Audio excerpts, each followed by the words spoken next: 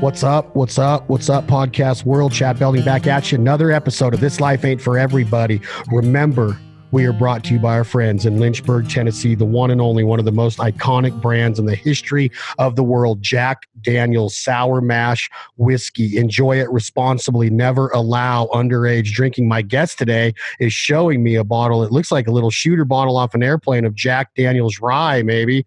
And thank you, Jack Daniel's, for supporting our culture of musicians, farmers, hunters, fishers, conservationists, providers, cookers, grillers, backyard aficionados. COVID has not been good in many ways, but one way it's benefited all of us is it's allowed us to be with our friends and family more in the backyard, of course, 6 feet apart on those Traegers, sipping on a nice highball of Jack Daniel's Sour Mash Whiskey. Lynchburg, Tennessee, close to Music City, where my guest today reigns. He's from the great state, the big sky country, God's country of Montana, but he made the move to Nashville, Tennessee a decade ago to live that honky-tonk life, Midtown, Broadway, working his way up in the bars, and then it spilled over into Texas, Oklahoma, all over the world. I've seen him live in Salt Lake City. I've seen him live in Kansas City, Missouri, the one and only, the Redbeard assassin himself, Tim Montana. What's up, brother? What's up, old boy? Oh, your hat says old boy. That's right, old boy. I was repping. So is that shirt one that you got made for your wife's bachelorette party, or is it for the state? No, it's my buddy is a guy from Butte as well, Cole Anderson, NFL player, did 10 years there. Him and Luke, best friends of mine from high school. They started this company called Up Top, and they've been sending me shirts for like 10, 15 years. So I always support the brand. And having my last name on a shirt, I think it's going to be ironic if I die in this shirt, because they'll be like, ha ha! Wow, worked out, didn't it? That'd be kind of cool, though, actually. Right? We found this dead body, had his last name on his shirt. Easy to identify. Right. So what's going on in your world? Let's start off with the hat you're wearing. You and Chad Ward launched this brand, Old Boy. Is it taking off? Is it rolling? What do you got going? Apparel? Yeah, we got an apparel line. We got just T-shirts and hats right now, but it just was something, actually the Pardews, when I came to the South, I'm very fascinated with Southern culture. Never been here until I moved here.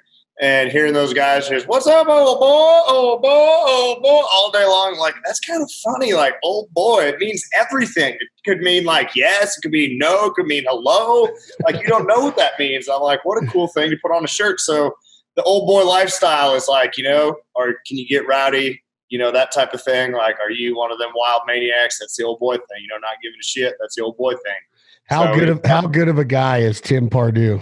Oh man, the whole family, they're just great human beings. So some of my best friends on earth. I love those guys. And I was lucky enough to hang out at their duck camp with you this last fall in Arkansas with Trevor and his dad, Tim, and a bunch of people were there, man. That camp is slick. Marion from Knack was there. That was a good time. Yeah, everybody's got a cool nickname. They got Mac and Peck and what's the other guy's name? Juder. I don't know if it's Juder or Jeter, because I can't tell the Southern accents. I have to oftentimes have them write that down on a piece of paper. Yeah, with a bouncing ball.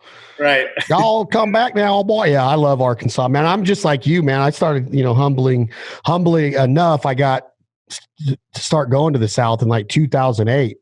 And even a little bit before that, going to Memphis. But then I started going consistently to Nashville and Memphis and Arkansas and Louisiana, Mississippi, Alabama. Like, you go down to the Gulf Shores and the Floribama, and then all the way up to Little Rock, and then the duck hunting country, and the food and the fires and the music and just the camaraderie, the people, that culture down there. I've always said I wanted to be the adopted son of the South, and I always brag about that. And I love the way they talk. I love the way they eat. I love the way they sit around fires and socialize. And I often say, man, like, people like Rome, people like Europe, people like the Virgin Islands. I love the South, the southern part of the United States. I love it down there.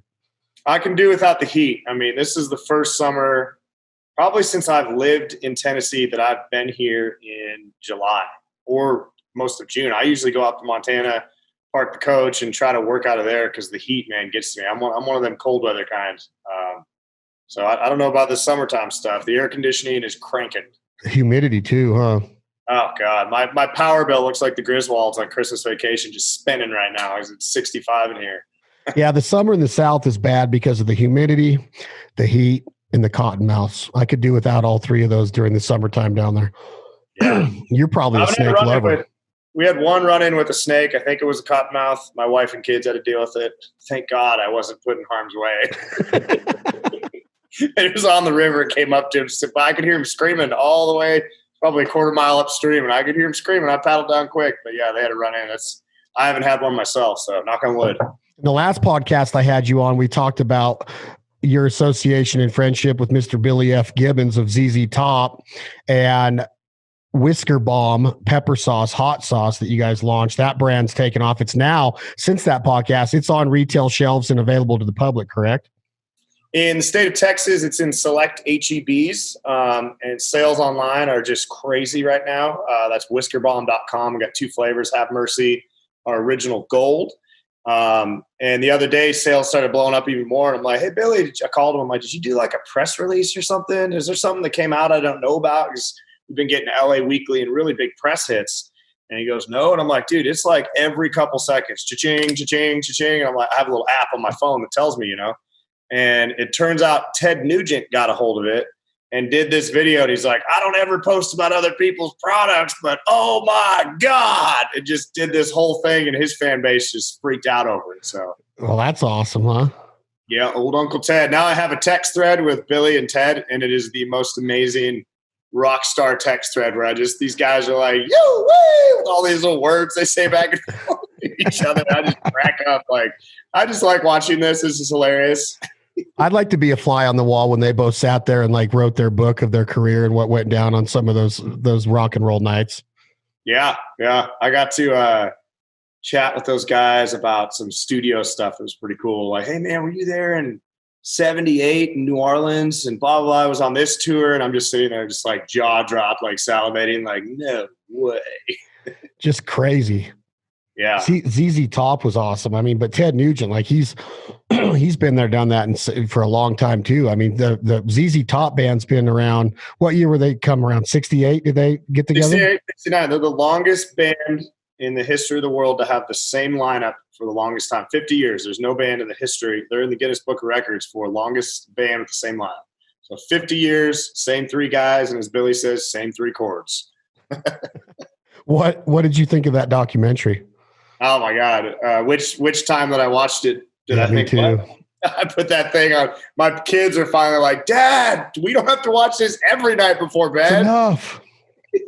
I loved it, man. Going down, the rabbit hole and hearing more about Frank and Dusty was pretty cool, and their upbringing and how they met Billy. And then seeing that, Billy even told me, he's like, dude, I didn't know that footage of me and Jimi Hendrix existed.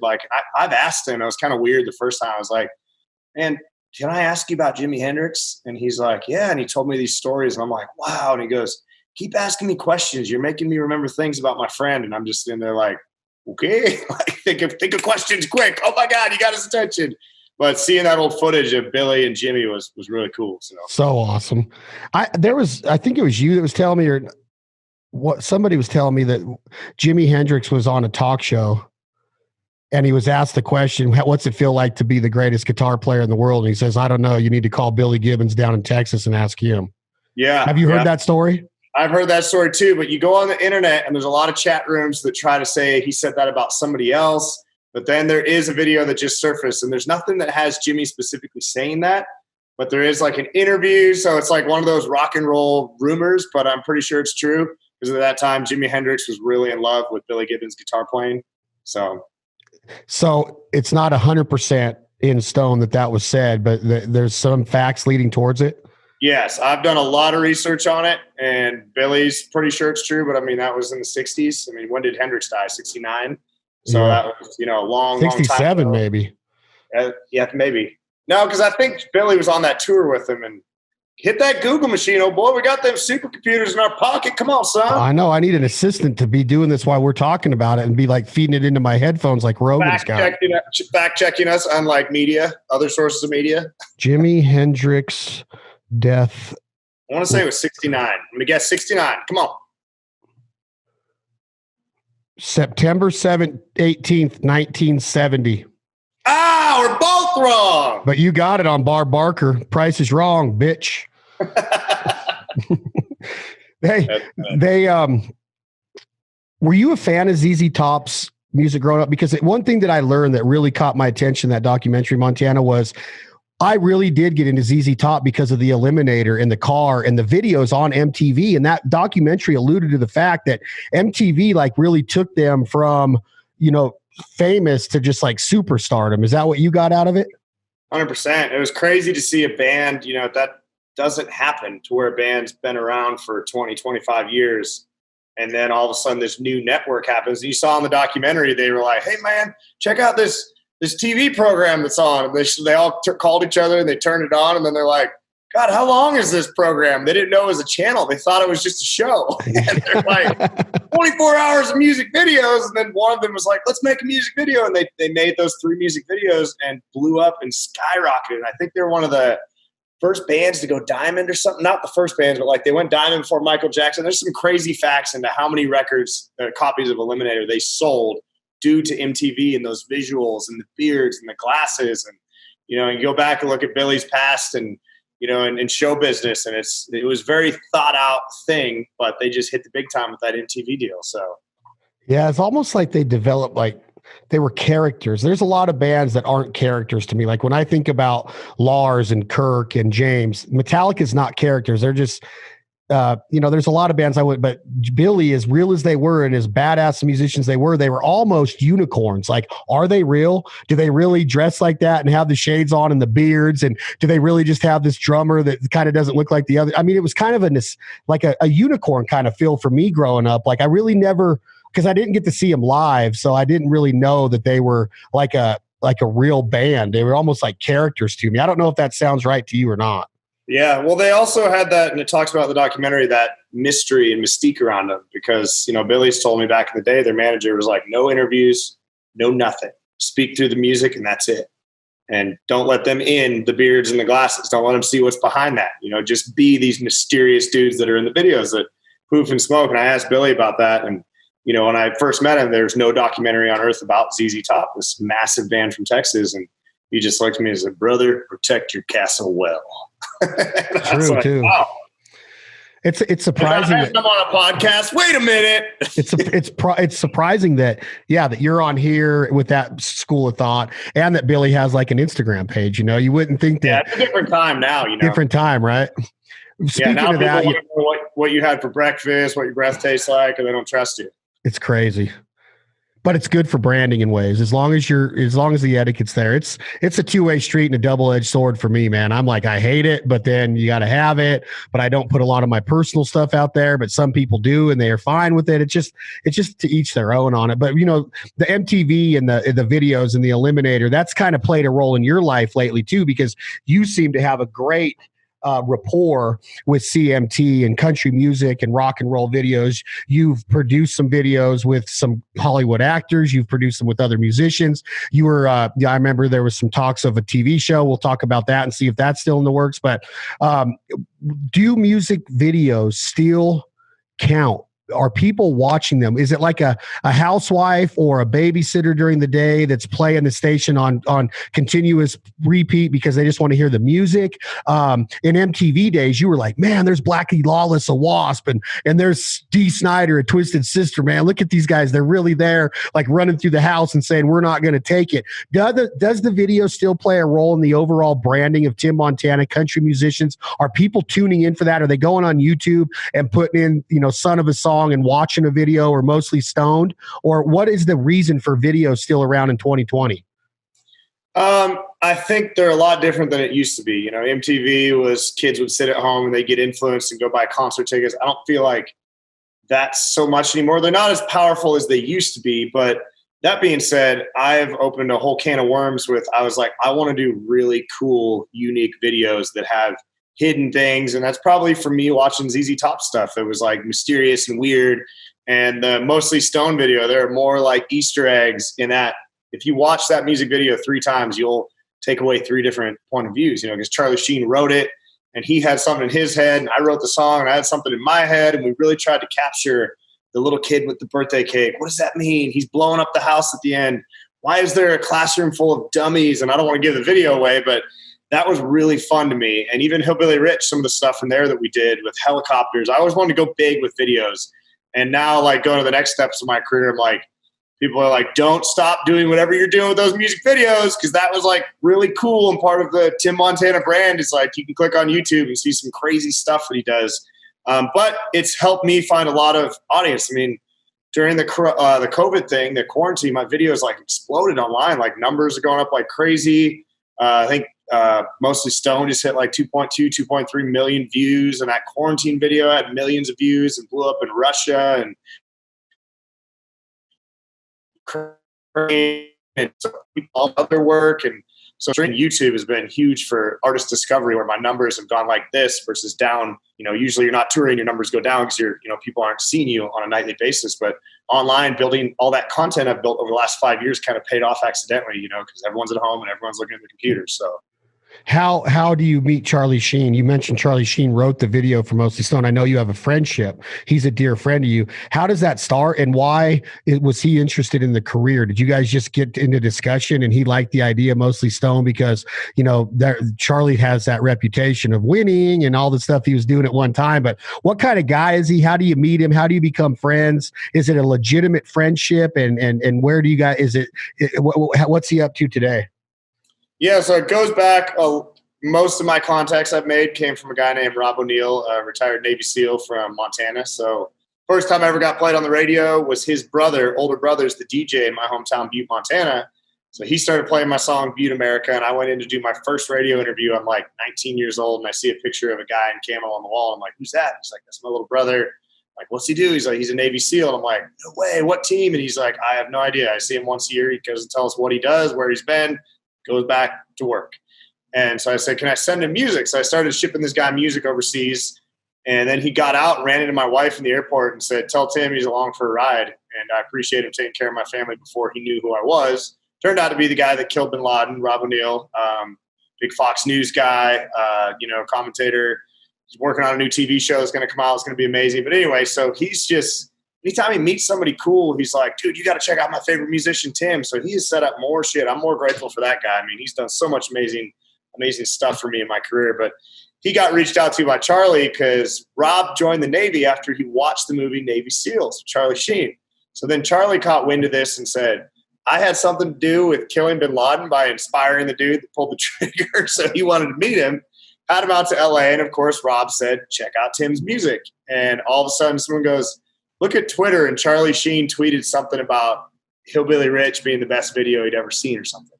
I forget what the tweet was. And I'm like, oh my God. And it started blowing up. And everyone's like, dude, how'd you get him to do that? And I'm like, I don't know. So about a year later, I go to LA and I was like, dude, I just want to thank you and meet you. And so I went up, met him. I brought Gibbons with me. And we went up to his house, hung out. And I think I either sent him Mostly Stoned or played him Mostly Stoned. And I was like, dude, we should do something on this video. And he's like, what? I'm like, you should direct it. I don't know. It's just weird. He's like, I've never directed anything. And he goes, let me write a treatment for it. And he wrote me this treatment that I'm just like, whoa, like, I don't know how we're going to pull this off. And so we went back and forth for months and got him, got him to Nashville. And we filmed in Watertown over 2 days. And it was an incredible experience. And he's a great human being. He's been sober, I think, 2 or 3 years, which is amazing. I think the guy is inspiring to anyone out there that's slamming a beer right now. Oh, it's a Diet Dr. Pepper. Oh, damn it. He's been he's been sober for a couple of years right now. And it's funny because he's my go-to drunk dial. And he's like, Tim, I'm never going to pick up your call past 9 p.m. California time. He's like, I know what the deal is. And he's like, but I find it wildly amusing that in your drunk brain, you still try every single time. Click and click. No, I'll give you my favorite Charlie Sheen movie of all time, or my favorite Charlie Sheen line, and you tell me if you got the movie. They got chili dogs over there? That Major League? Yep. When they're in the restaurant, that French restaurant with Tom Berenger, and he's like, I'll order. Charlie Sheen's got the cut off sleeves. He's like, they got chili dogs over there.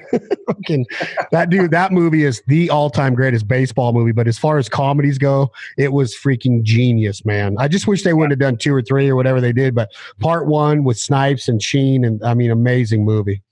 Yeah. Yeah. And Sheen is like a legit baseball wealth of knowledge. I don't know a lot about sports, but him and my manager go back and forth all the time. Like, he knows who's at training camp and who's there. And all that kind of stuff. And I'm just like, who got a touchdown? Oh boy.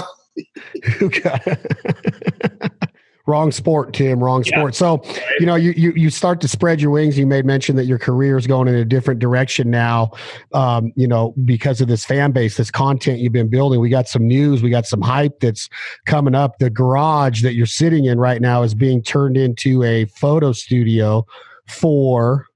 Go ahead, Tim. I signed a record contract here in February or March. With Music Knox Broken Bow Records. So Michael Knox is the producer of Jason Aldean, along with many other bands, giant producer here in town.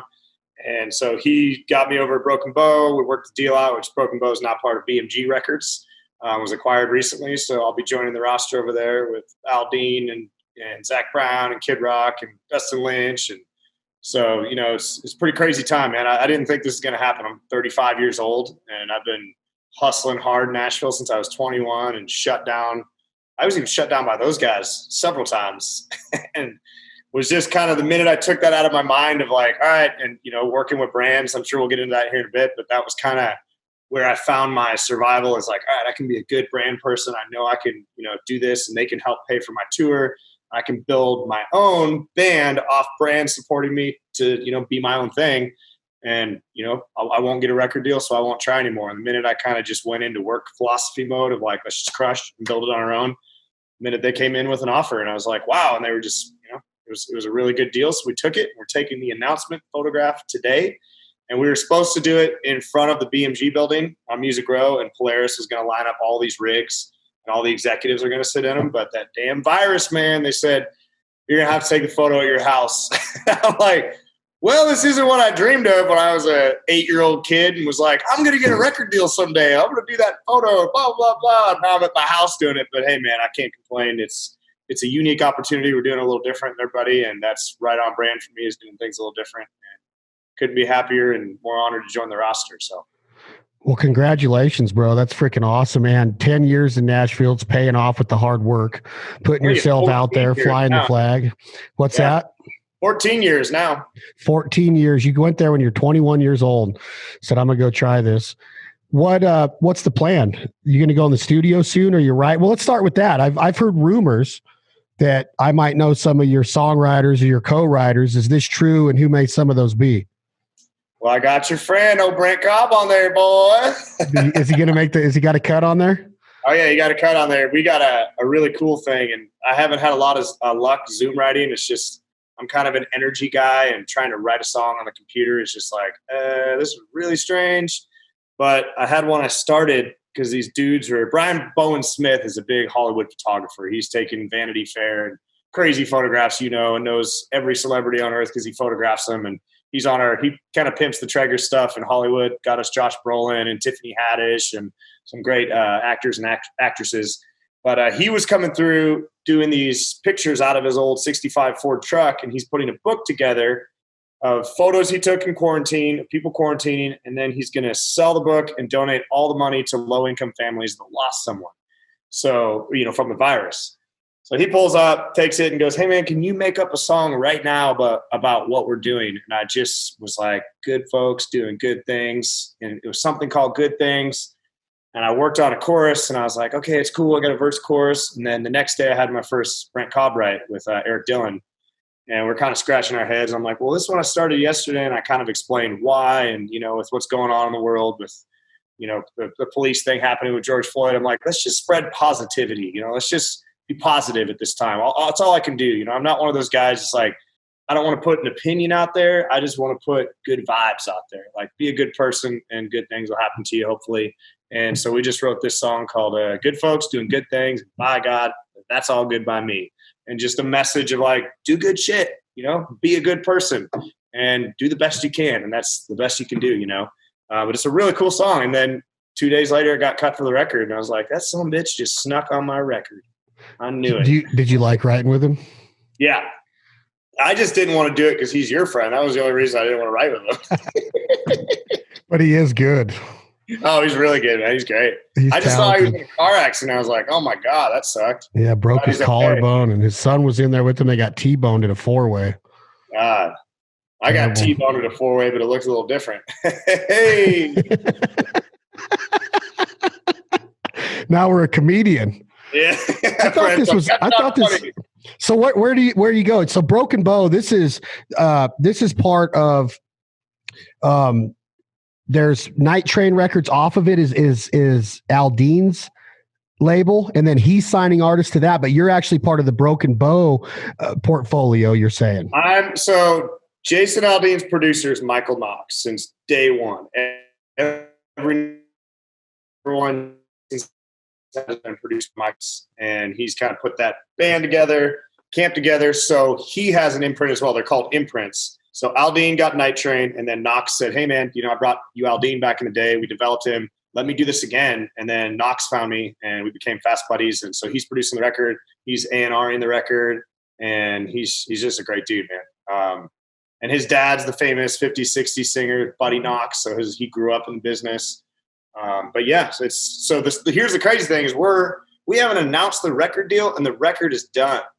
Like, we've spent quarantine just writing, and David Lee Murphy, he's been able to get me with massive, amazing writers, the David Lees and Brent Cobbs and Eric Dillons and just, Michael Wilshires, all these guys I've been working with, just next level writers. And we really honed in a sound that is different than anything on the radio. And those things are either scary, either it sails hard or it sinks hard, but I just have confidence this fucker's going to sail real hard. And we just poured our heart and soul into it. We got 16 new tracks, and there's not one song that I'm not stoked about on this whole record. I'm like, don't make me sell out. I mean, I'll sell out a little bit, but I don't want to sell out. And then when we got in the studio, I'm like, oh, sweet. I didn't even have to sell out a little bit. Like, this is totally Tim Montana, Northwest country rock, man. So I'm excited. So can you tell us the name of the album or the first single? I don't know yet. I want to call the album Long Shots just because I think my entire life was a long shot. Me getting a record deal was a long shot. Me breathing right now is a long shot. Is there a song on there called Long Shots? There is a song called Long Shots. Long shots, last calls, good old boys like me. Had to wait a long time to find my knock me on my knees. So knock me off my feet. Wait a minute. Knock me off my feet. Knock you off your feet. You're usually on your knees is what you're trying to tell the audience. So. Whipping that ass, man. Putting you in that full Nelson. Why don't you tell the audience about your little excursion with me when you thought you were a tough guy, Tim Montana? That Seagram 7 got the best of me. I need another shot at the champ when I'm sober. Or maybe, what? I have no aggression whatsoever when I'm sober, but 3 drinks in, I'm convinced that I'm Randy Couture with Hendo, with Mendez. I'm like, I am a super bionic man. And then you put me on a motorcycle, and I'm convinced that's mixed with Pastrana, where I can ride off and fight you. And I wrestled a boy, Chad, here at Duck Camp, and he got the best of me. And I was like, you did a leg kick on my ass. And I remember as I was going down in that, 0.003 seconds before my face hit the ground, I was like, Jesus, I was just trying to play wrestle. Come on, he's pulling Bruce Lee shit on my ass, put my head into a wall. But the best part, he may have won the battle, but he didn't win the war, because the next day I sent him a picture. I had a scope done a couple months beforehand, so I was in a hospital gown with an IV in, passed out. So Trevor goes, Tim, to the hospital, man.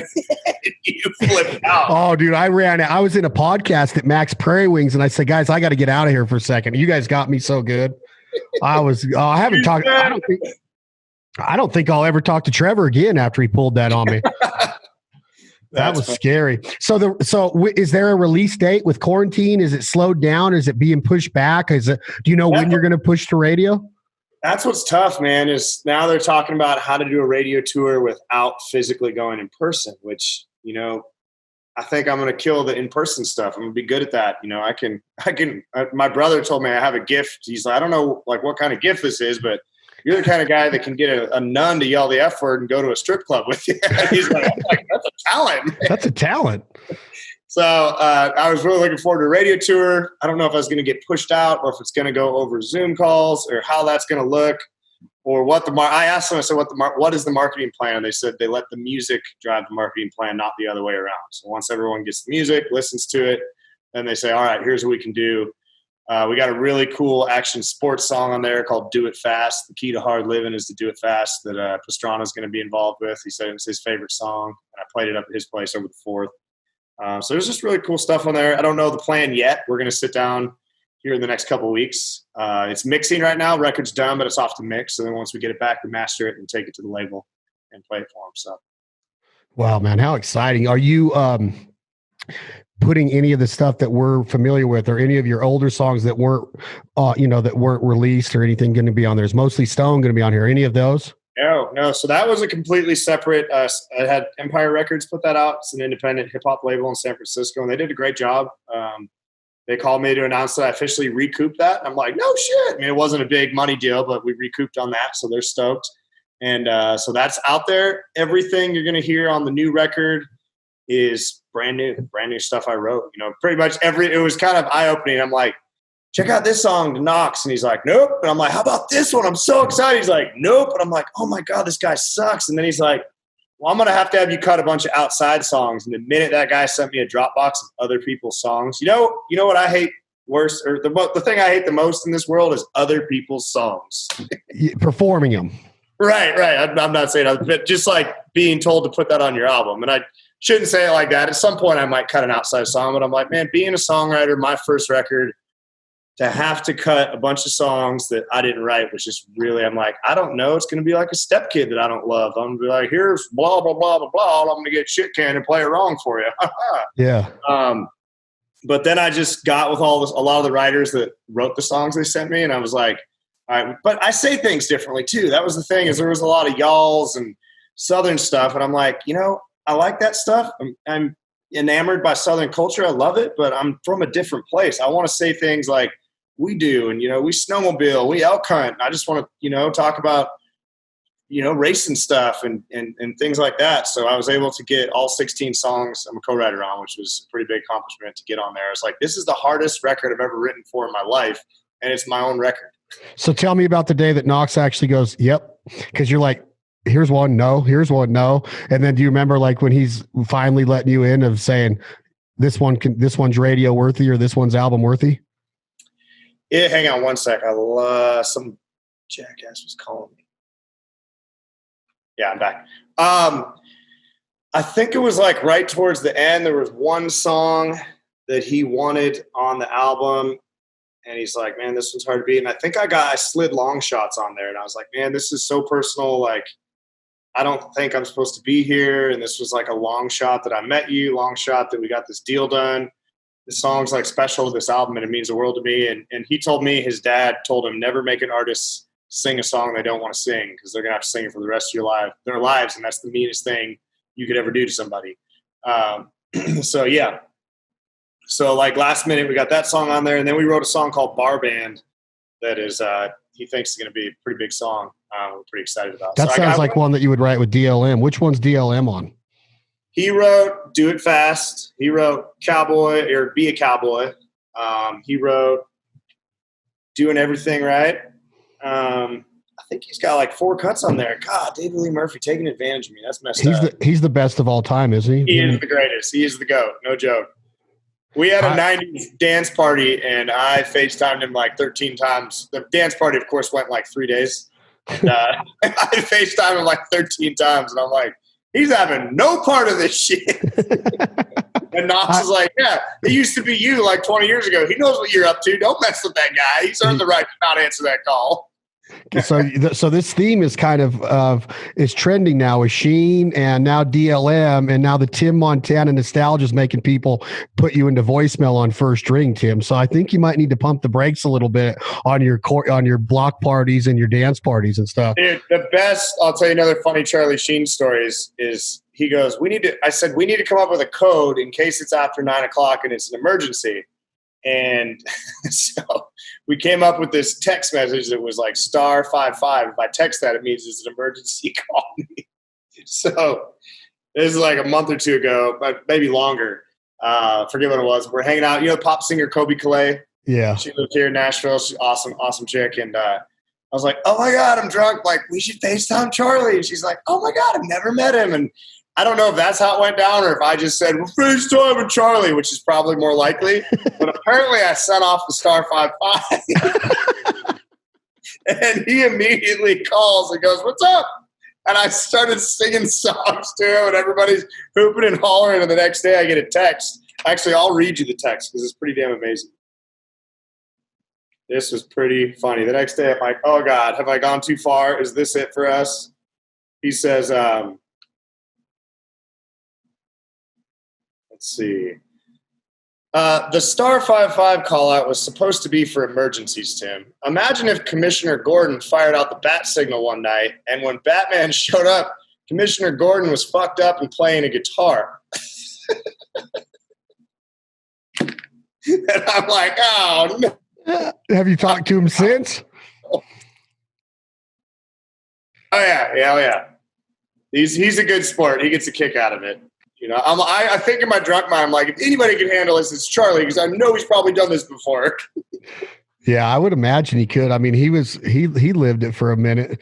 So the whole idea of the record and going to radio and everything, what does that do right now as far as you can't really go out and support it with a tour? You're not going to be able to sell tickets we don't know what's going on. I've heard even rumors of the beginning of 2021 might be on hold for a minute. Live Nation's had some announcements out there. Is the label nervous to put it out and not have any support behind it? Or do you think that the internet and the streaming and the YouTubes and the videos and all that is going to be enough to carry it into where when COVID's potentially released? That's the tricky part. No one can see the future and tell this, but I don't know. I feel like there's going to be some people that come out of this thing swinging, the ones that, I don't know what that formula is for the ones that are going to come out swinging, and maybe not being a giant arena band is going to be a really good time to be a club band because those are going to come back first. But I also have my brother who's a virologist that's a coronavirus expert I talked to this morning that gave me kind of a gloom outlook on everything. And I was like, oh my God, but I mean, I really think it's going to go into 2021. So hopefully we can figure out a way to I want to keep feeding that fire that we got going and try to put something out in the fall. That's kind of our plan now. That's all going to depend on the labels, where they're at. But we want to try to put something out in the fall. Hopefully it's a rowdy music video that can keep it going and just keep the content going, and if we can get it to radio single to go out, that'd be amazing as well. But I'm going to follow their lead. They've done this before. I've not on the radio front, so I think they're going to know. But yeah, so we'll see, man. It's tough. Now that quarantine song, that thing ended up clicking, during the quarantine during quarantine. The one I did with Matt Best, and God, I think that had 3.5 million, somewhere between 6 and 10 million views in like a couple months. That song was viewed online. And went like number 4 on cross-genre charts in Russia. And people are sending me videos of these Russian bands playing the song and making their own tribute videos. And one of them I was going to share, and I was like, hey, these guys are speaking a different language. And they're kind of a little scary looking, a couple of them. I'm like, what are you guys saying? Can you send me a translation? I don't want to make sure I'm putting some propaganda out there. Yeah. And so this was actually a Ukrainian band. And he goes, well, we changed one lyric. We said, wear your masks, you sons of bitches, so we can defeat the Russians. And my manager's like, hey, dude, remember that time you wrote a song and started another war? I was like, wow. So that was pretty wild getting that thing to click. That was just something me and Matt Best did and got all these people to send in cameos. And that was a weird deal. But it got discovery of my other videos and streams up. And it's just like, someone described music and songs and content as a balloon, like a helium balloon that's almost out of helium. You just got to like pop it, and it's going to slowly come down. And what's your next thing? Pop it. And then it's like, pop it again and see if you can get it way up there. And maybe the winds will take it away. No, it's true. I mean, it's a full-time job, man. And you've done a great job at it. Is there any more talks of what you showed me in Salt Lake City last year on that pilot deal? Yeah, so we're actually going to film again in August. Obviously, COVID has slowed all that down. I'm doing a show right now on YouTube for Velocity Outdoor.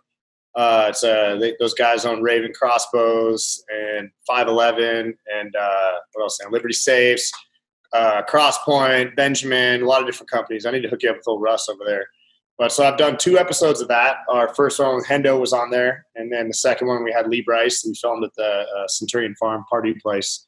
That just came out last week. So I'm doing that in the meantime before I start doing a network thing. But we're going to start filming again in mid-August with a new company, Texas crew. We're going to come work with us, so it'll be good. And did they already buy some episodes? Is it going to go to network for sure? No, there's no guarantee on that. We've got heavy interest, people that want it, but we're going to cross that bridge when we get there. So what about the album? Has there been anything leaked out that you've got any feedback yet? Is there any like radio executives in the radio world or the guys that push the buttons and Manhandle and Iron Man, the town of Nashville and Music City? Have they gotten any word of this yet? Top secret. They call Michael Knox, his nickname is Fort Knox, meaning you will not hear shit until he is ready. He threatened me. He's like, I know how you are, you party son bitch. Yeah, you'll be FaceTiming people. Yeah, he's like, it's better not be sent to anybody, but I've played a couple songs when I'm hammered for a bunch of people, like 5 times in a row. Like, come on, man, tell me this ain't a hit. This ain't a hit, I'll tell you what. So nothing's been out there. So is there a release date yet for the album? So are people allowed to know that you have an album coming and there is a record deal? Yeah, because this will come out. We're doing the announcement photo today. So if you were to put this out today, I'd get in trouble. But the announcement will be like next week. Within 10 days from now, the announcement will come out. Yeah, well, send me some of the detail or some of the graphics and stuff so I can pump it out to our audience as well. Now we don't have an album cover. Here's the crazy thing: is like no one even over at Broken Bow has heard it. The only one that's heard it is Michael Knox, me, and a couple people that are in the studio. He likes to wait till it's completely finished. He's got that old school, which I like. A lot of guys are like, play it for everybody, send off rough mixes. And it's like, it was described to me a long time ago as like, a chef is not going to say, hey, eat my chocolate chip cookie. Let me know what you think before I add the chocolate chips. Yeah. It's like, you want people to hear it when it's done, completed, because you don't want a bunch of people being like, well, it needs this and that and that. Like, this is my masterpiece. If you like it, cool. If you don't, cool. I love it, type of deal. Any guest appearances? Will we see the bearded Billy Gibbons ripping a guitar on one of the songs or any of your other buddies? As of now, no. Wow, really? Yeah. This was one of those things. He's like, I've done that with a lot of my friends and fortunate for it. But he's like, I want you to make this, the Tim Montana debut. We might, do that might change with music videos, but everything's open right now. It's very infancy stages. The music's getting mixed, and I know the song list and proud of it, but so far marketing plan and guest appearances, nothing. There was one time when I barely knew you that you got to go on. Hold on a second, I got to get the name of it right. The wrap-up show on Howard Stern with John and Baba Booey. What was that experience like? Did you get to meet Howard when you were up there, or did he just get out of the studio and go into his green room once he was gone? Dude, Howard has a top secret elevator. I did find that out. Like, no one gets to see when Howard comes and goes. It is his way. Like, just sneaks into an elevator, boop, down and gone. And so I did not get to even see Howard. He wasn't even. I think he was maybe in the studio, but the interview was really cool. And backstage, it was just cool to see. I have a picture of it. It's like Howard Stern welcomes Tim Montana with my photo. And it was like probably 10 in the morning, and they had Budweiser tall boys. And I'm like, did you talk to my wife? So we smashed a couple beers, but then they started talking about sports. And I told them beforehand, I'm like, guys, I literally know nothing about sports, period, across the board. Like, I never grew up watching them, know nothing about them. So if you listen to that interview, it's funny when they start talking football, I'm just like dead quiet. But it was really cool. And then that was set up through Rob O'Neill as well. He met Howard, was obviously on the show, and then told those guys about me, and they checked out the music and became friends with them. And yeah. So that was a pretty cool experience. Do you text Baba Booey? No, I don't. I text, who's my buddy up there? I haven't talked to those guys in forever. Steve Brandano, that's my man. Oh, yeah. They say his name on the show once in a while. Yeah. Steve Brandano. So give me an idea of the flow. You said that this has the Tim Montana sound. Is it hillbilly rock? Is it American rock and country? How do you define Tim Montana's sound? And because mostly Stone sounds way different than Son of a Song, and you got a lot of different sounds in my opinion. There's country, there's rock influence, there's a lot of different influences in there. What's the dictionary definition, or is there one? I don't know. I don't know. I mean, it's just rock country. I think, me being a guy from the woods, but it's not like, I don't know. I grew up on rock, and you were asking about ZZ Top earlier, if I listened to him when I was a kid, and I forgot to mention the first elk I ever killed. I was probably 13 years old, and we were driving in our 94 Z71 Chevy, and my brothers were smoking cigars in the front seat with the window down, and they're blasting Sharp Dressed Man, and someone's like, "Hey, is that a horse over there in that field?" I was like, "They don't have horses in that field." And I bolted out of that truck and got to where I could take that shot, and they never turned the stereo down, and I dropped that elk listening to Sharp Dressed Man. And I was like, I tell Billy that story. He's like, "Oh, that's a strange story. I've never heard anything quite like that." "How far from the road were you?" The game warden wanted to know. Well,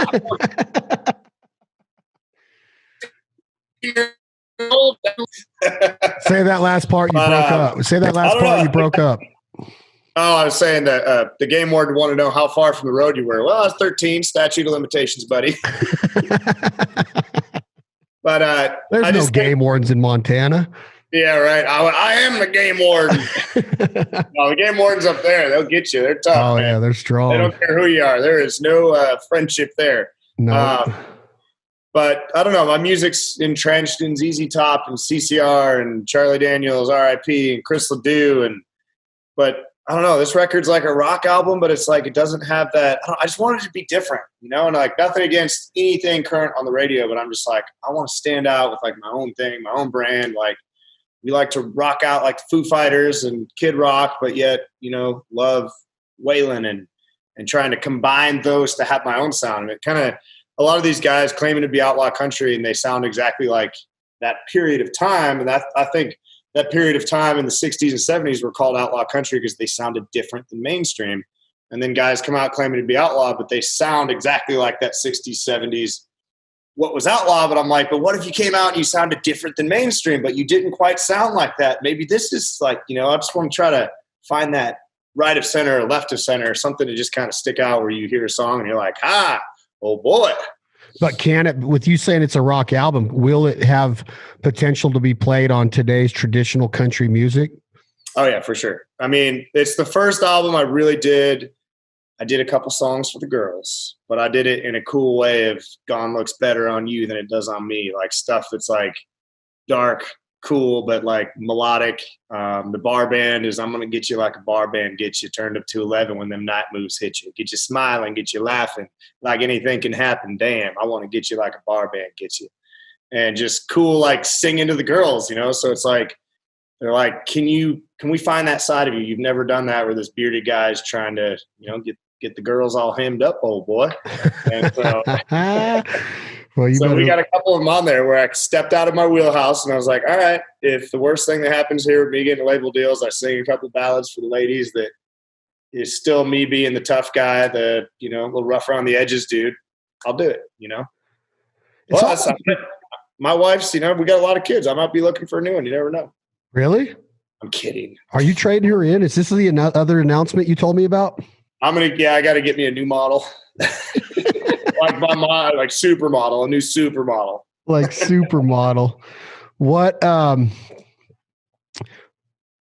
your thoughts on this? If you come to Nashville 14 years ago and something happens and you hit it big when you're young and you don't have a lot of maturity yet, you might fall into a bad path, a bad trap. I'm not saying that it would have happened for sure, but it seems to me though, like if you have credibility right now, you do have some celebrity, but you are on the verge of breaking wide open now with worldwide music and tours and support art, being a supporting act and then being a headliner and getting radio support and getting CMT or iHeartRadio or Spotify and Sirius XM and all this support. It's almost better for a guy like Tim Montana, in my opinion, that you are grounded and you do have that family element in that upbringing. I'm not saying that your upbringing wasn't going to allow you to be rowdy as hell and make some bad decisions, but I think it would have been a lot more potential if this would have happened in the first 4 or 5 years you moved to that city. Does that make sense to you at all? I would have totally ruined this opportunity if this wouldn't happen. Like if God wouldn't have looked down and said, wait till that rowdy son of a bitch is 35 before he gets his opportunity, I'd have probably, it was like, when I came here, I listened to my first record, Iron Horse, and I was like singing with an accent, and you couldn't get me out of a cowboy hat. And I was always down at Tootsie's thinking I was a tough guy, just douchebag, you know? And it's like I just grew up a lot, matured a little bit, like that much, matured about that much. But I don't know. I think I'm set up now to where we can fly, you know, before I may have wasted it. You know? So I think the timing's perfect. Every time I'm like, oh, I'm 35. What the hell? This is weird getting there at this point. But I don't think. Well, you know how old Stapleton was when he got there. He was like 60, wasn't he? 439, 60. Good thing he can't sing. He's probably him or Jamie Johnson have got to be like some of my favorite of all time. Those guys. Okay, I got to write with Chris once, and I just it was me, Chris, and Billy Gibbons. I just sat in that room and was like, why am I here? This is amazing. Comic relief, Tim. Where you rise to the occasion, but in your mind is like, I'm way out of my league. I'm going to pretend that I'm not. And Chris is singing, and all I'm trying to do is sing into the phone with him, and he's kind of looking at me, and I'm just like, shut up, this is my moment. He does have a. I mean, you were in Nashville long enough to go watch the Steel Drivers. I'm sure he's been amazing for a long time. Anyone that listens to Stapleton that doesn't know about the Steel Drivers, you need to go look up the Steel Drivers. I feel like he belted on that stuff more than he does now. Like some of that just acoustic guitar, you just really hear that raw talent. And apparently it was a thing in Nashville where, you know, he's had a ton of hit songs as a writer, but they'd have to take his voice off shit sometimes because anything he sang would sound like a hit. And then another artist would sing it and it wouldn't be a hit because it was only with his voice that it worked. So they had to figure out if these songs worked or not. And this might not be true. Someone's going to watch this and go, that's a lie. But apparently they had to they're like, he sang too good for the demos. He could make a shitty song sound great. And so they had to cut through that and be like, hey, Chris's voice on here is too good. Can we get a normal singer that's normally talented to do this? Because everyone thinks it's a hit. It might not be. Might not be. But with what him a problem to have, right? Hey, can you stop that? It sounds like a damn number one. It's weird that you say that, though, because he doesn't have many. Many what? Number one. He doesn't have very many number ones. As an artist, no, but as a... That's what I'm saying, though, is that you think that he could take those songs now with that and make them number ones, and it's like the radio does... It's weird how that worked.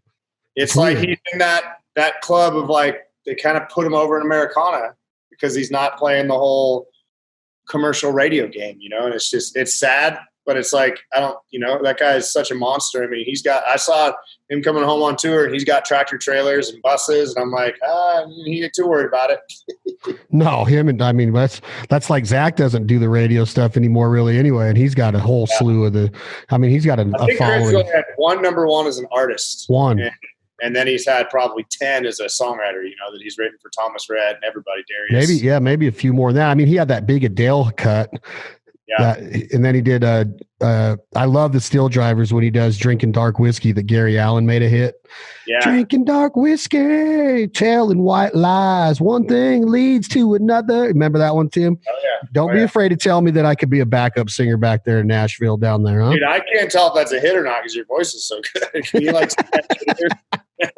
So another big part of your arsenal of partners, you know, you got the Black Rifle Coffees, you got the Polarises, you have an unbelievable network, which is kudos to you for being that type of personality to surround yourself with right people and to be able to establish those, because a lot of people will look at it and go, oh, you know, they're just, you know, buddies, but it's a really strong talent to have to be able to develop friendships the way that you do, right? The Billy Gibbons or the Charlie Sheens or the Travis Pastranas. And then you got friends that aren't celebrities, right? You got a whole slew of people that you'll jump on my back at a bowling alley or run up and freaking kiss one of the Traeger guys at an event. So, you know, that's really saying a lot. And I think that comes with that process of staying grounded, staying humbled, having that upbringing that makes you realize how blessed you are to be where you are, kind of like the theme of the long shots of what we've talked about today. But you have a relationship with Traeger that you've established as being a leader in that organization and community, and tons of friendships off of that. How serious do you take the barbecue, or is it just when the camera goes on, you put your apron on, Tim Montana? Man, barbecue started, I used to process a lot of the meat when I was a kid, elk and all that stuff. My stepdad was always, you know, we couldn't afford to go to the butcher, so I learned, but I was very fascinated by it. So then, we didn't barbecue a lot when I was a kid. My mom basically fried up elk steaks and whatnot and fish and all that we catch. But I came to the South, and when I moved here in 2006, 2007, like my neighbors were competing, and I'm like, oh, that's cute. And then I'm like, oh, wow, they're like very aggressive about who's a better cook. Like, Jesus, calm down, guys. And so then I went and bought one of those little cheap Lowe's side cookers. You put the charcoal little side Texas smoker things, a couple $100, and just really got into barbecue. And I was like, this is really good. So I legitimately was into that and throwing barbecue parties and cooking ribs, and got myself food poisoning once or twice, in the learning process of how to cook it. But then Street Bike Tommy from Nitro Circus introduced me to the Traeger guys. I just started cooking on it. And one of those deals, like all they did was give me a grill. And I just started making content like, oh man, this thing is awesome. Fell in love with the brand, how easy it is. And then that went to the next thing. And then I started performing, and then I became one of their influencers. And then 4 or 5 years now, I work for those guys on the influencer team. And so I take it very seriously. There's certain brands that I couldn't rep, and I've been approached by a couple. I'm not going to say any names here of stuff that they'd send me like, could you help us with this? And I'm like, I'm a very genuine, authentic, whether that's good or bad, to be debated. That's debatable. But in today's world, it is. Right. But products they'd send me was like, I just couldn't believe it myself, and I didn't like it. I wouldn't use it. I'm like, I'm sorry. And, even throwing out a cash figure, I'm like, I can't sell something I don't wholeheartedly believe in, So the brands I work with are on brand, like love riding Polaris, love cooking on my Traeger, Black Rifle Coffee. It's veteran owned. It's military. They're into the outdoors. I get along with the guys and make music together. I mean, all these brands are like fit my umbrella of what I do. I don't know that I could pimp a teeth whitening company, even though I got gorgeous teeth. See, that one's a little whiter than that one here. No Copenhagen up in here. Trying to quit, son. And I'm not sponsored, but these sunflower seeds have been helping me cut that tobacco out, man.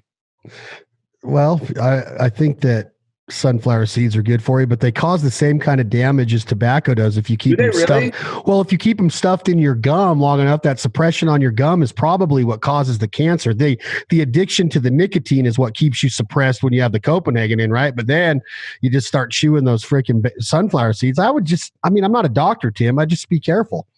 Yeah. Just be careful. Hey, random, but this is here because I was rearranging the garage. I know you're with Jack Daniels, but do you own an inch of property at Lynchburg yet? I have a deed, and I have mini barrels. Oh, you got it, dude. So you're saying we share property together? Yes. Did we just become best friends? Let's go take our property. We're going to be land barons up there. We should go up there. We got 2 inches up in Lynchburg. Hey! That place is awesome. Yeah. I'm going to say some names, and you tell me what you think of these people in short-term answers. Denny Bruce. Beautiful, gorgeous man. I'd make out with him in front of his wife.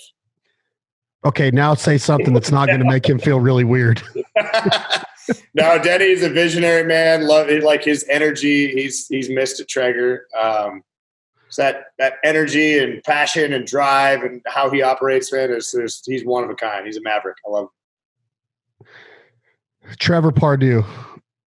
That is a redneck, hardworking son of a bitch that'll work circles around anybody. And one of my best buddies, just great human being, great father, great role model. He's younger than me, that little bastard, and I could whip his ass and arm wrestle any day of the week. Jeremy Andrus. Oh, great guy. Visionary, smart, just like Denny. CEO that'll call you on the phone and text you. That kind of guy that's like get on the level. And like he went on your podcast. He was supposed to go on mine. We got our wires crossed, but then he called and he's like, oh my God, I am so sorry. Let's do it right now. And I was like, no, it's fine. It's fine. But just great guy, man. I mean, look at what he's done with brands. I look up to him a lot. Chad Ward. Oh, talk about romantic. That guy, I thought his cardboard cutout was behind me. I was about to do something weird. I cut a little glory hole in there. And no, Chad's great, man. That boisterous personality like that. Oh, you can be obnoxious and take care of business as well. I mean, that's like my MO too. Like, hey, let's be obnoxious, but we're seriously serious right now. But we're going to make dick jokes the whole time, but we're going to get business done. Don't you worry. Love him, man. He's my brother. Billy Gibbons. Oh my God. Now I don't go as wild around Billy, but he's, you gotta honor the Reverend, but he's great, man. He's been like a father figure to me and sends my kids stuff, and it's not just, you know, it's not put on at all. And our hot sauce fascination, and I genuinely love that man with all my heart. He's one of the first guys to ever pick me up and, you know, believe in my music and start putting it out there and write songs with me. And I remember when the Stapleton ride happened, I was trying to get with Chris, and obviously I was nobody and couldn't get it done. And it wasn't no part of Chris. It's just his people, you know, that protect him. His camp was like, who's Tim Montana? Billy said, call and use my name. Tell him I want to write with him. And then I was like, oh, and then he goes, and then you sneak in the room. I was like, my man. Chad Mendez. Oh, I hate beating his ass and embarrassing him all the time. But other than that, he's an okay guy.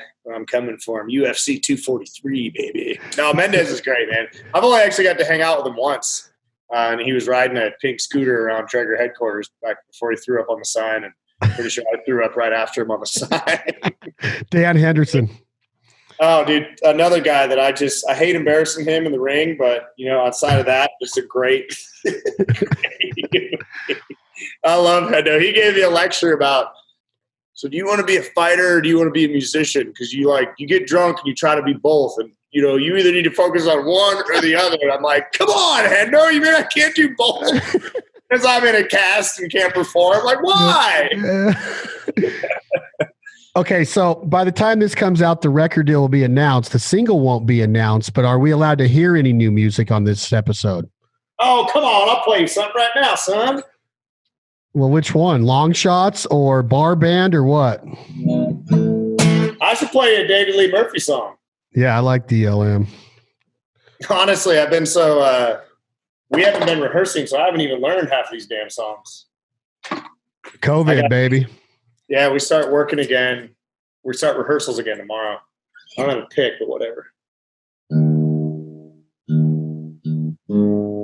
And this is just that classic, you know, we wrote it with Rob Hatch, David Lee Murphy, Michael Wilshire. But it just feels like a hangover song.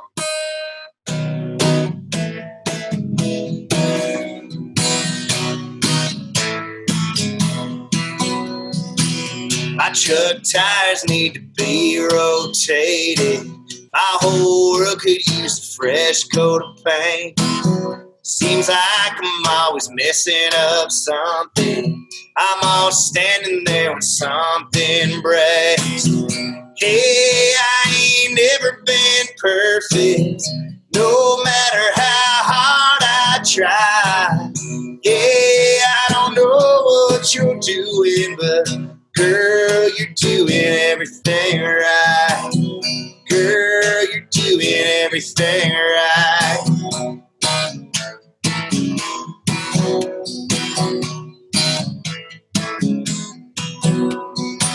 There's something about a pair of chrome aviators holding back all that sun-bleached hair. They broke the mold on the day that they made you. I guess I just got lucky somewhere. Hey, I ain't never been perfect, no matter how hard I try. Yeah, I don't know what you're doing, but girl, you're doing everything right. Girl, you're doing everything right. Like you don't have to try. Yeah, you make it look easy when it's hard to be mine. Hey, I ain't never been perfect, no matter how hard I try. Yeah, I don't know what you're doing, but girl, you're doing everything right. Hey, I ain't never been perfect, no matter how hard I try. Yeah, I don't know what you're doing, but girl, you're doing everything right. Girl, you're doing everything right. Wow, I like it. It's got that DLM vibe to it. It does. I'm like, shit, how do I sing that and not sound like him? But I'm like, that's because he's good, and all I want to do is sound like him when I sing that. I was going to tell you, I got sidetracked when we were talking about him earlier, Tim, I was up in all places in your home state of Darby, Montana, and I was at the Chainsaw Festival there, Loggers Days. Yeah. This was last July, and I'm sitting in my buddy John LaMonico's house up on the hill above Darby, and it comes over the radio that David Lee Murphy was playing the show that night for the Saturday night of the Loggers event, and I literally could not take my eyes off the stage. I was mesmerized. He told the story about every song he played, even if he didn't have them out. But I mean, he played "Dust on the Bottle" and "The Party Crowd," and then he played the Aldine hits with the Big Green Tractor, and I mean, literally, told the story of every hit he wrote. It was absolutely amazing. Well, me getting with him was straight up Michael Knox calling and saying, "I'm producing this guy. Get over there and bring the magic out." And so he came over, and it was awesome because I'm like, does this guy, he's either going to be one of those dudes that doesn't party and is square, or he's going to be a guy that's like everything I wanted and more. Nothing against people that don't party. But he showed up with these camo pants on with his hair coming out. He's like, "What's up, man? David Lee Murphy." And then he sits down, lays back, the shirt comes up, got all messed up with Mark Chestnut and Joe Diffie on this tour. We're drinking Jack, and I'm like, yes, Santa Claus is real. It was awesome. Yeah, dude, I love his stuff. I mean, I said it in a few podcasts in the history of this podcast that "Dust on the Bottle" is quite arguably my favorite. I mean, it's one of the best country songs ever of all time. And look at David Lee Murphy's streams. If you go look at his monthly listeners, you're like, Jesus, that guy's pulling more streams than artists that have had 3 number ones in the last 2 years. Yeah. And David Lee, as an artist, "Dust on the Bottle" and "Party Crowd" get played more than shit that's on the radio. That's amazing. That's cool to see that. Guys that are that talented, that deserve it, are still getting the recognition they deserve, still touring, still writing smash hits, still getting Mark Chestnut hammered. I'm just like, yeah. I love it. I freaking love it. What do you got next? You got another one? You want to take us out on one, or what do you want? Yeah, I'm going to do this one. Trying to find a pick, but I'll just flat pick it, or finger pick it. Hey, I got some new cowboy hats, by the way. How about that son of a bitch? Ooh, that's pretty. This guy, Daisy May Hat Company here in Nashville. I had him put my turquoise bill holder, and then he built me this one. He built these in the last 2 days. He stayed up till 3 a.m, and he burns them with a torch. And I know all my cowboy friends are going to be like, "Yeah, Tim, you did sell out. You're getting your hat burned. Never trust a man without dirt on his boots and sweat on his hat." But hey, man, I can get it set up. All right, this one's called Cars on Blocks, and it's a little ode to growing up in a trailer house in Montana. And I talk about Uncle Randy. And my Uncle Randy had one eye and used to hang out with a bunch of motorcycle gang guys, had a couple bullet holes in him, knife wounds. And when I was at his house and he'd sell people guns, he'd be like, "Hey, bud, I wouldn't register that if I were you." I'd be like, Jesus Christ. But he died 4th of July 2 years ago. And then one of his best friends he introduced me to was this Native American guy, Tom, and he liked to go by Blackfoot Tom because he's from the Blackfoot Reservation. And he'd come down and he welded a 9/16 socket to a little metal thing and made this peace pipe. He'd be passing that thing around Uncle Randy's, and boy, he'd leave there. So I'm like, these characters, that I grew up with, I'm like, a lot of those guys are gone, and Pat's sober now, but I still go up there and he can break down a Chevrolet engine better than anybody. But it's called Cars on Blocks. And this is on the new album. Yep.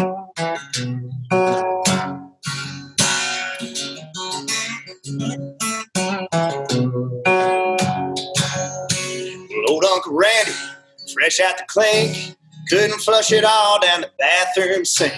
Don't give a damn about what you think, and that's just the way it is. Yeah.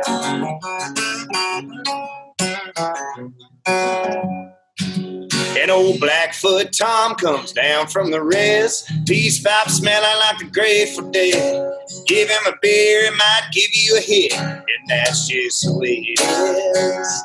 Way out where the buffalo roam, where we ain't gotta buy 'cause we grow our own. Know how to keep them good times coming, make a little bit of something from a whole lot of nothing. Scratching to the middle finger to the top. Houses on wheels and the cars on blocks. Way out.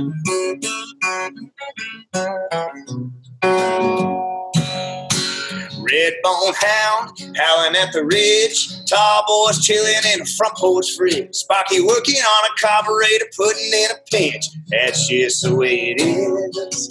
Way out where the buffalo roam, where we ain't got a bite, so we grow our own. Know how to keep them good times coming, make a little bit of something from a whole lot of nothing. Scratching to the middle finger to the top. Houses on wheels, cars on blocks, way out.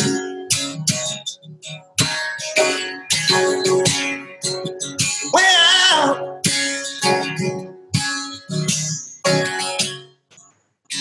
Black smoke rolling out a tin roof shack. Old glory on a flagpole, rifle in the rack. You been here once, you gonna wanna come back. And that's just the way it is. Way out where the buffalo roam, where we ain't got a bite, so we grow our own. Know how to keep them good times coming, make a little bit of something from a whole lot of nothing. Scratching to the middle finger to the top. Houses on wheels and the cars on blocks. Way out. Way out. And if you don't like it, you can kiss my ass, and that's just the way it is. Boy, I'm telling you right now that has got long-haired country boy Charlie Daniels influence all over it right there. Oh, yeah. Yeah, those are actually, I told you, I'm like, our record's like a rock record, and I played you the two, like, country songs on the album. That's got a little hillbilly rock to it, though. Oh, yeah. Once you hear the production on it, man, it's funny. It's good. Everyone's like, can you say Blackfoot Tom? And I'm like, he's a Blackfoot Indian, and he prefers to go by Blackfoot Tom. You want to call him and ask permission? Yeah. Why? Yeah, you shouldn't even have to ask. I know. That's awesome, man. Congratulations. Thank you, man. Appreciate that. You're excited for it, huh? Oh, yeah, I'm pumped. So, are you thinking that we might hear something on the radio in 2020? I think something might start on the radio in 2020. I think the album definitely will not be out till 2021. But they said, they're like, everything about you and your signing is going to be completely different than anything we've ever done before. So that being said, they're just like, oh, Tim's going to run and get some random opportunity that's going to force his album in front of everybody else's. They're like convinced that I'm going to do something wild, which, I mean, that stuff just happens, and I think it's because I take every opportunity and follow everything. And, any hunch I get, I chase it. And, we might be able to get it out sooner. I don't know, but I'm going to follow their lead. They know what they're doing, but we're going to do some weird stuff as well. So what's next on the calendar besides the album? Is there anything else that we have looking forward to come out of the Tim Montana empire, the campaign, the platform? Anything else? The record, this TV thing we're working on, not a lot of details on that yet. Maybe another Velocity Outdoor episode. Go check out the one with Lee Bryce. Hot sauce. I got my cigar line at Big Sky Cigars. And, I'm always working on random stuff. We're adding some more stuff to our line. We're talking about some barbecue sauce, some rub. We're adding apparel to it. Billy's actually been drawing up photos or pictures for the shirts, and they're amazing. People don't know that Billy does all the pinstriping on the cars, guitars. The dude's art is like next level. Like, Jesus, he's at home just like painting stuff, and you're like, is it not enough that you can play the guitar better than pretty much anybody, and now you have to draw pictures? And yeah, some people are just Renaissance, man. It pisses me off. Oh yeah. Hard work, man. Genetics maybe, but he's got to have that work ethic. All right, let's end it by you taking us out with one. Tim Montana, thank you very much. TimMontana.com. Which one do I want to do? What's the website? TimMontana.com, WhiskerBomb.com for hot sauce, Big Sky Cigars for them cigars, and Pornhub for other stuff. And then Old Boy is what? That's just, if you go to Tim Montana Apparel, you can find all the Old Boy stuff. Me and Chad are going to put some thought into that. We don't have a lot of products out. That's kind of, we've been hustling on other fronts, but it's out there. Got to find it. Okay. And Instagram is at Tim Montana. Facebook is Tim Montana. Your record, we hope to hear soon, a single on the radio. Congratulations, Tim Montana. Thank you for coming on This Life Ain't For Everybody podcast. Any closing words before you tell us what song you're going to play us out with today? Well, David Lee Murphy brought this to the room, and he said the key to hard living is to do it fast. And I think that's my advice, babies. Put the throttle down, don't look back. Key to hard living is to do it fast. Some old wise man said in a roadside bar, strap yourself in, try and follow that star. If you break the law, don't get caught. You gotta ride that thing till the wheels fall off. If you're gonna stay up and do it all night long, driving through life like you can't go wrong. Put the throttle down and don't look back. Key to hard living is to do it fast. He said life is short, it's like a good cold beer.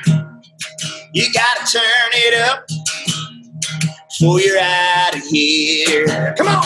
If you're gonna stay up and do it all night long, driving through life like you can't go wrong. Put the hammer down and don't look back.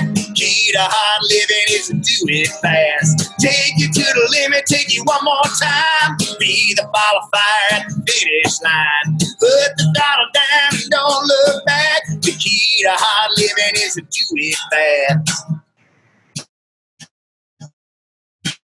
You gotta ride that wind like you're never gonna get it back again. Ride that wind. You say go and baby I say when. Come on. If you're gonna stay up and do it all night long, driving through life like you can't go wrong. Put the hammer down and don't look back. Key to hard living is to do it fast. Take you to the limit, take you one more time. Be the ball of fire at the finish line. Put the hammer down and don't look back. The key to hard living is to do it fast. Hey now. Damn it, boy. Thank you, Tim Montana. Any closing words before I cut you off, my man? You got a photo shoot to get ready for. You need to trim that beard. Dude, I tried to get this beard trimmed today, and no one will do it because of damn COVID, but we got the old setup here. Look at that. Got old Polaris in front of my beer fridge. I love it. Well, congrats, man. Let me know how it goes, and keep us posted on the album release, and proud for you, brother. Good job. All right, man. Thanks for having me on. Appreciate you. That's Tim Montana. This has been another episode of This Life Ain't For Everybody podcast. Please continue to support the sponsors and partners that support us. Thank you all so much for the downloads and the subscriptions. Thank you, Tim Montana. We will see you guys soon. I'd rather be poor living off in a hole, rich as hell without a soul. Life on earth won't last too long.